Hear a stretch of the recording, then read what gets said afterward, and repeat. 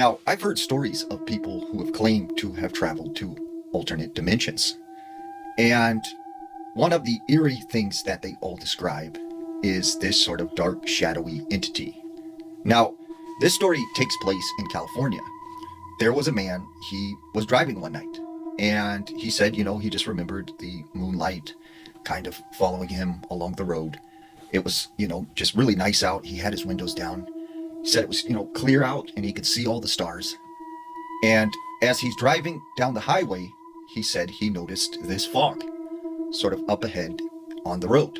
And he said, that's strange because this is, kind of higher and there's no water around. Like, I don't know what would cause fog to just be up ahead on the road.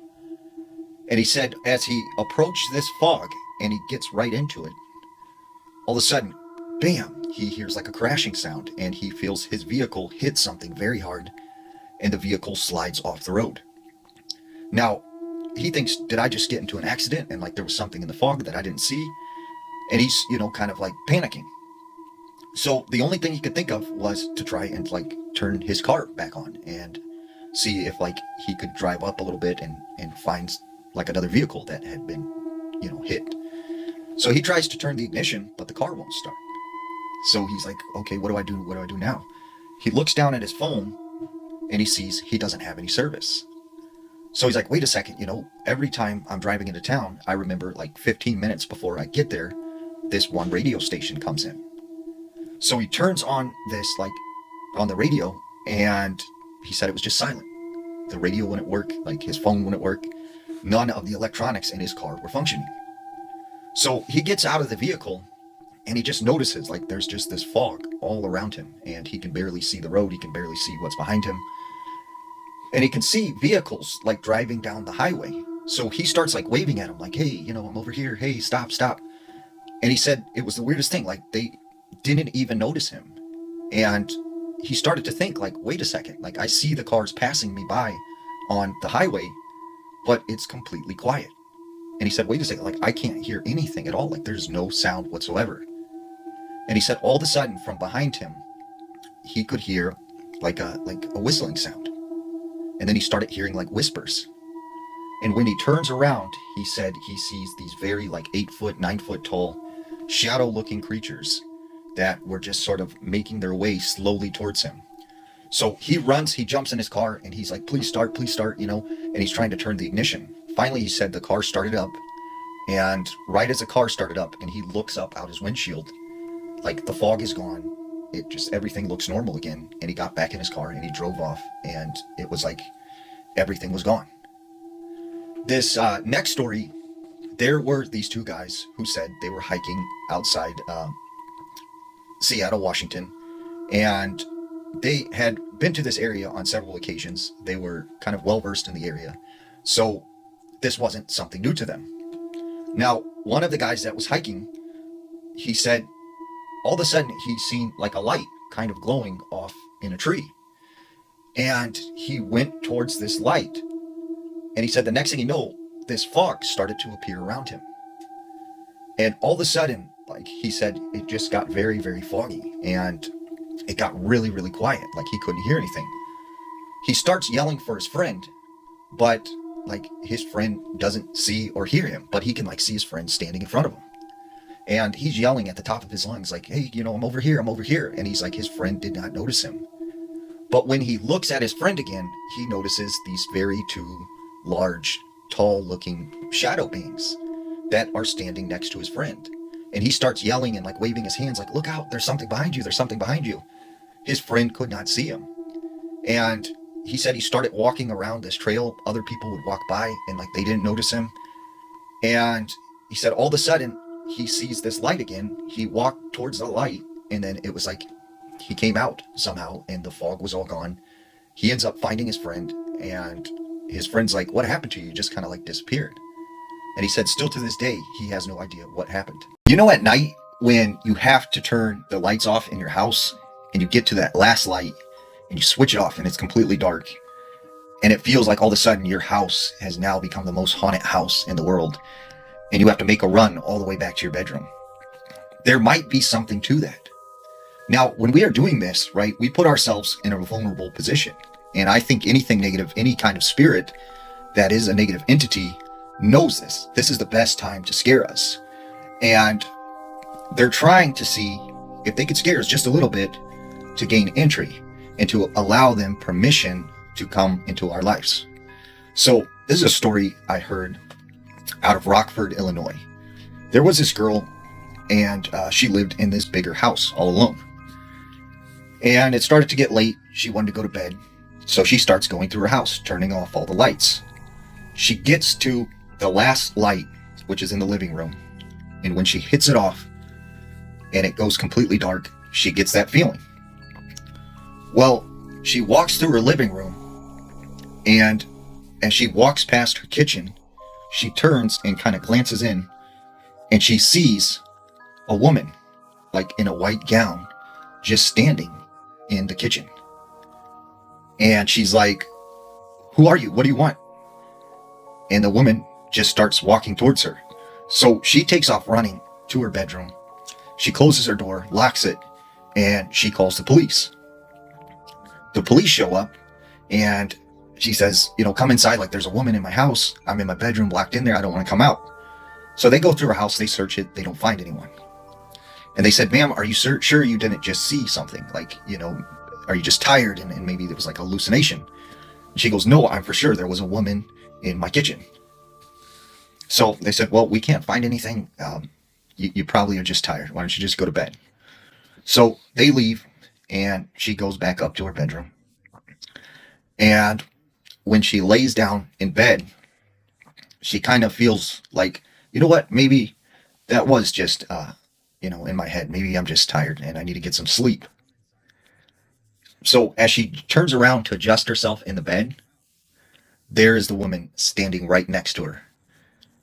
And she jumps up, she runs out of her house, and she said as she's in the front of her house, she can see the woman looking out of her window, staring at her. When a spirit sits on your bed, it's often trying to convey a message. Now, these are usually the spirits of a loved one or someone that you knew, right?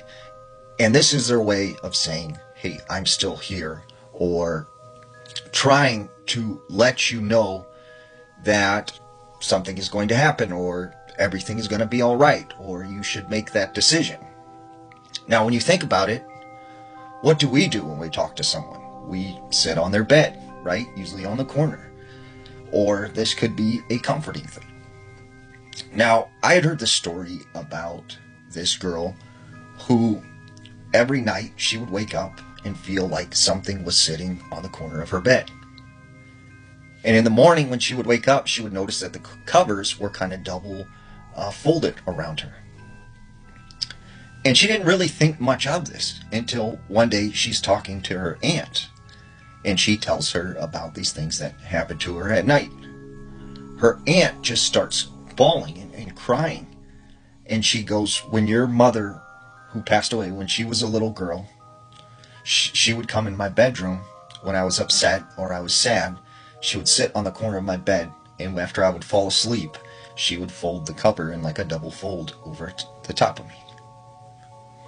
So, as you can see, this is her mother trying to communicate that she's still there with her. Wendigo, or Wendigo, is this old Native American legend that was spoke of by the Algonquian people. Now, the description of this thing varies. Hollywood has made it look more like this very tall man with deer antlers, but the truth is that it looks more like a human corpse, and it's said this thing consumes human flesh. Now, the Native Americans described it as sort of this man who looked very sickly or like a corpse, that was very skinny, pale white skin, dark yellow jagged teeth, sharp yellow nails, sometimes red, sometimes blue eyes, and this very long blue tongue that it would use to sort of taste its victims. Now, there are different versions of a Wendigo. Some tribes believe that the Wendigo is just a man who has gone crazy and now consumes human flesh. In other tribes, they believe of it being this evil spirit that lives in the woods. And when a hunter or trapper would go out into the woods, this thing would devour him and then take the form of that person and then go back to his tribe and eat the entire tribe. In other legends, it's sometimes seen as this very tall entity that can move very fast through the woods, can climb trees, and also can shapeshift. But a lot of people believe this just goes back to in winter times when food was scarce, it would lead to cannibalism. Now, this is a story that I heard out of Wisconsin. There was this girl named Leah, and she said when she was a young girl that she used to stay at her grandmother's.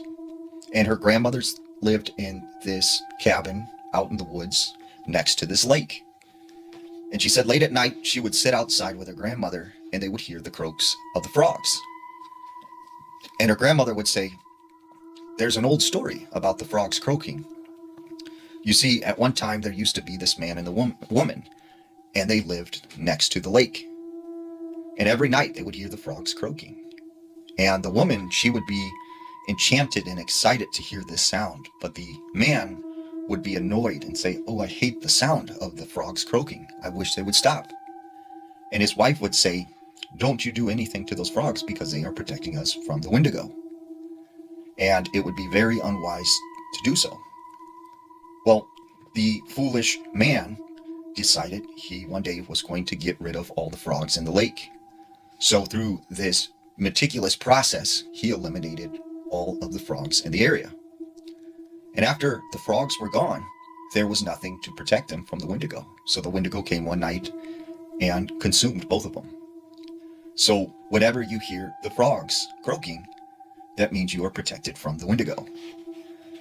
So Leah said she just thought, that was a story her grandma told her to entertain her.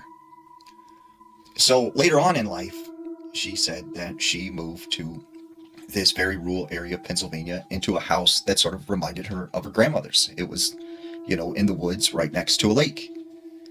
And she was so excited at night to hear the croaking of the frogs. So she would leave her windows and her door open to kind of allow that sound to permeate through the house. So many months passed, and this one particular night, she is enjoying the sound of the frogs croaking from the lake. And she said all of a sudden, she just got this very bad feeling, like in the pit of her stomach. And she couldn't describe it, but she felt very anxious and kind of freaked out. And then she realized the sound of the frogs croaking had completely stopped.